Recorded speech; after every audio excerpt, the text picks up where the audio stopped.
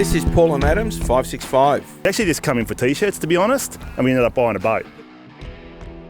We've got a beautiful black 565 here today, and we've got a special visitor that's going to talk to you about it. This is James from Mandurah Outboards. Well, thanks, Harry. It's great to be down at Edencraft today to see what is probably the most spectacular 565 I've ever laid my eyes upon. Paul and Adam have got themselves an absolutely beautiful boat.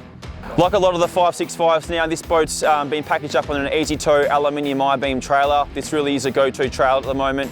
It's being powered up with a 3.4 litre V6 Mercury 225 horsepower 4-stroke.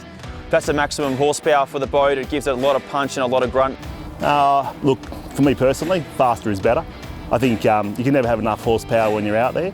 A couple of big blokes and you want to get home in a hurry. It's pretty good. Across the bars, no worries at all. And at the end of the day, it's just plain fun to go fast. Up inside, Paul and Adam have chosen a Simrad NSS 16 Evo 3S GPS sound combination packaged up with an SS 175 high-wide transducer. The boat's also packaged up with a VHF marine radio and a marine stereo system. Look, I think the reality of it is this boat appeals to us for a lot of reasons. It's small enough that we can fish around the whiting beds and the squid beds in the bay. We can cross the bar down in Barwon Heads comfortably. It's not too big, it's not too small. We can really start to develop our offshore fishing, which is what we want to do. Out through the heads, out to the reefs off Barwon Heads. A big thank you to Paul and Adam. They've been very patient.